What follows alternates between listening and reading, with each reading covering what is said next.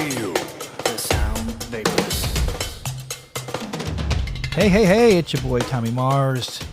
Hope your week is off to a good start. I am doing very well here. I am surrounded by great music pretty much all the time in all of my life. It's pretty nice.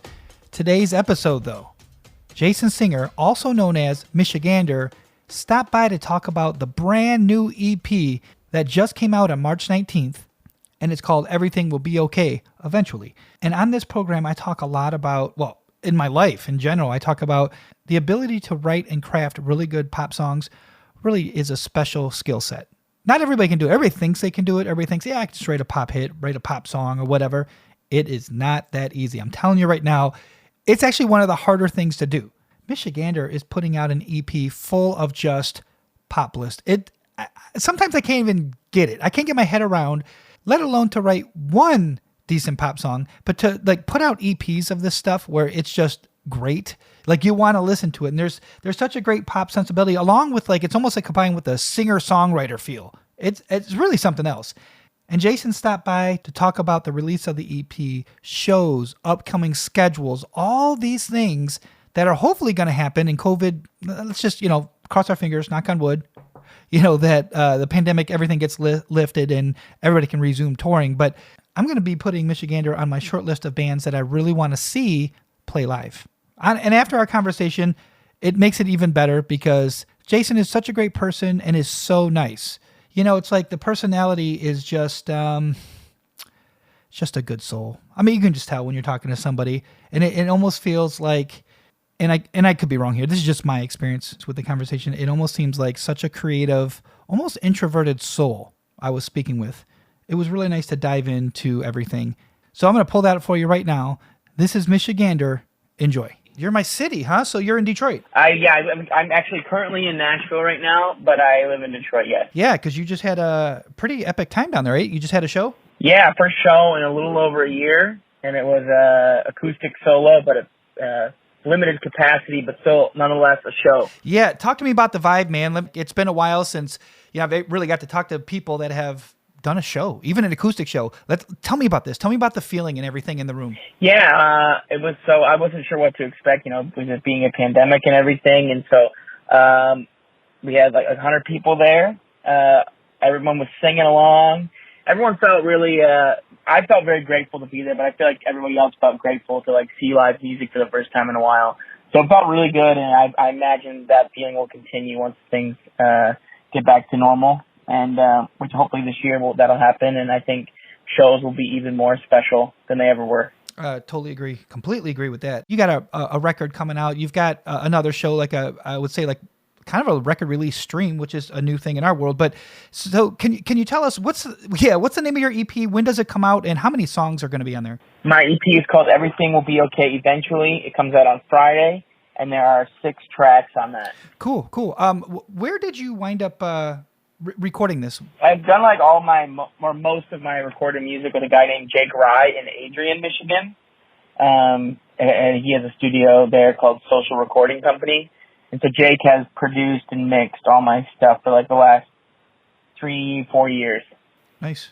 And then do you have a live band that plays on this with you, or how does that work in the studio when you guys are tracking? Well, I have a bunch of guys that tour with me, and over the years they've kind of become more than just touring buds. They're like my best friends, and they have started playing in the studio. And I play a lot of the stuff, but now just collaborating with other people kind of brings different perspective and life to things. And so I feel like things are just better with other people. And so over the years I've opened up myself a lot more to collaborating with friends and writing with friends and just letting other people's talents shine through on my tunes, which has been fun. It's something I didn't think I'd like that much, but I really enjoy it. Nice, man. Yeah, and I totally agree. I mean, it does. There's something about that natural energy that happens when you get a couple people together and you start creating. Yeah, it's just one of the best feelings, right? Because you walk out of there saying, hey, I think we just did something special.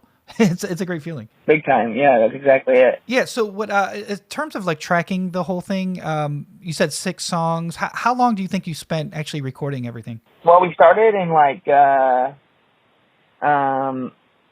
We started recording, I think, in January of last year. Like properly recording, not just ideas and stuff. And then we worked in February, and I think a little bit in March even, and then everything kind of shut down. And so we weren't really sure what was, I mean, the record was kind of like, the base of it was all there after those couple sessions, you know, except one of the songs, the last song. And so we kind of had all these songs like kind of done and started, but we just got to like, I got to take them home and work on Logic on them and like add a bunch of like ideas and synths and guitar parts and stuff that I went and like retracked properly, like in the studio. So it kind of was this weird long process of like, we were trying to get it done before the spring so we could release it last summer. And then we decided like, let's just we had like this luxury of and like resource of like a lot of time, you know? So I think that kind of helped make it, I don't think without all this time, I don't think it would have been as good as it turned out, truthfully. Like, because we had so much time, like, we were able to keep coming back to the mixes and fine-tuning everything, which is something I've never had the luxury of doing. So, the silver lining to the bad times was that I had a little more time to work on what we're about to put out. It's weird you say that because there is a couple crazy little nuggets that came out of this. So you're gonna stream a record release here at the L Club on Friday. It's gonna be the day it comes out, right? And then you're gonna stream this to your Facebook page and YouTube page. Is that right? Yeah, I think it's gonna be. We're going kind of wide with it as much as we can. We originally wanted to sell like tickets for it, and then we're like, let's just get as many people as we can to watch this, and let's just figure out a way how we can pay for it ourselves and hope people buy merch, and we'll just do it because we just want everybody. We don't want money, and times are tough, and we just want as many people as we can to see it and like experience it, especially in the moment. I think it will like be up after, but we just want as many people there on Friday night as we could possibly have, like around the world. So we just decided let's just open it up to everybody, do it at a reasonable time, and try to get as many time zones in there as we can. And I'm really, really excited to play and show that. Yeah, that's like really, really cool. How many songs do you think or actually you probably know this, your set list? Do you know how many songs you're playing or around about? We're playing about an hour, so I'm not sure how many songs that is, but the set is clocked in around an hour. That's the goal. Sweet, man, sweet. So are you using like a restream to have that go to different platforms, or how are you guys doing that? In terms of like streaming, so it's going to be, because it's going to be live, right? Yeah, I don't know the logistics of it. I don't know how that works. That's someone smarter than me's job. But I think it just gets broadcast to multiple things, and then we're cross broadcasting it from to a bunch of different like friends' Facebook accounts and all that stuff too. So I'm not really sure the logistics of any of it, but someone is, and it's going to be everywhere. So. Yeah, man, I'm just into it. So the lyric video for OK, I kind of just dug like the different scenes, and you're like kind of there, and you're standing there, and it's almost like outtakes. It just was so cool. So where was that bleacher? Is that like Wayne State or somewhere, a high school, or what was that? That's okay. So I lived in Kalamazoo, and I just moved to Detroit. So all of that, I wanted to do something that kind of was like Kalamazoo before I left Kalamazoo. So everything in that video is Kalamazoo.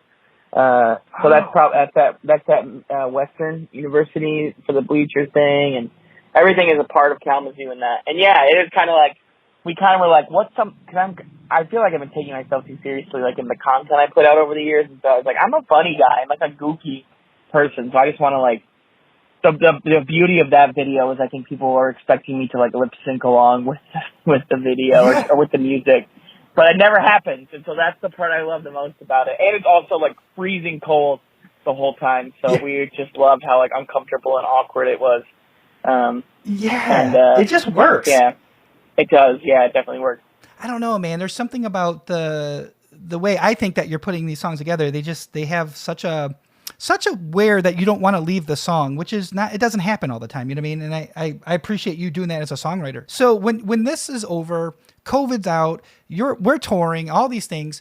Do you have kind of a tour that you want to do? Do you plan on doing like all around the country, or what's that going to look like when you're able to tour? Yeah, we haven't headlined in a long time, and so I think the last time we headlined, it was before we really had any momentum going. So it was some pretty rough shows. I mean, I really want to do a headlining tour. I want to go back out and see what the last couple years of what we've been doing and seeing if it paid off or worked at all. And that's what I want to do next. So I'm hoping that we can do a headline tour. I mean, I'd love to go all over since we haven't been anywhere in a while, obviously. But I would love. Yeah, I don't know. I'm a Midwest guy. I love the Midwest. I love that. I also love going out west too. You know. So yeah, absolutely. I mean, you said 100 people in Nashville and in these times. I mean, I think you're going to be okay. I think you're going to be good to like go on a headlining tour, man. It's going to be awesome. Yeah, I hope so. I mean, you never know. I've been doing this for so long, and there's been so much. I think when you're used to bad things happen, or not bad things, but nothing going very well for like a long time, and when it's kind of shocking when things start to go well and people start to notice. And so now that people are kind of starting to notice, and I'm like talking to you, and I'm talking to these people every day, and it's just like, oh, this is cool. Like, I don't know, like this is neat for me because it's been, you know, it's like feast or famine, and so I'm just always on as a freelancer. I mean, you probably know it. You know, I mean, you know the hustle and the grind, and when good things happen, it's kind of jarring a little bit. Like you said, then that one thing happens, and then all of a sudden, you know, radio starts to play it, or you get into a halfway decent magazine, and then you get into a better, you know, online whatever zine, and then all of a sudden you start to think, wow, people actually like, if people can just hear it, they like what I have to say, and what a great feeling. I'm glad you brought that up because it's real life, man, and I love that you're feeling this right now. You got this buzz, man. Yeah, it's finally.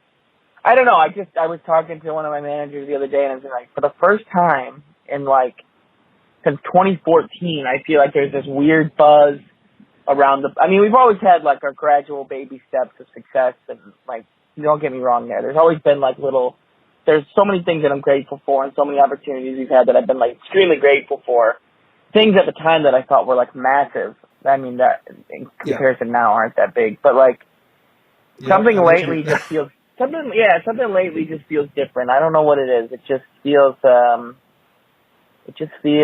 good lately. That's so great, yeah, I'm man. excited. Yeah, I'm excited. And you know what? I'm excited for Michigander too. This is going to be a really cool ride. It's going to be a fun journey, and I'm looking forward to taking it all in. And I will definitely be keeping my eye on everything that happens going forward for Michigander. And if you want to keep up with them on their socials, stop and say hello. It's Michigander Band. If you have any comments, questions for me, you can hit me up also on Twitter, TOMMYMARZBAND, Tommy Mars Band. That's where to find me. All right, I will see you guys in the next episode. Have another special guest stopping by. Somebody I just played a song with on our concert. That's right. So get ready for that. We talk a lot of guitars. It's going to be awesome. All right, I am out of here. It's your boy Tommy Mars, and you've been listening to Sound Vapors.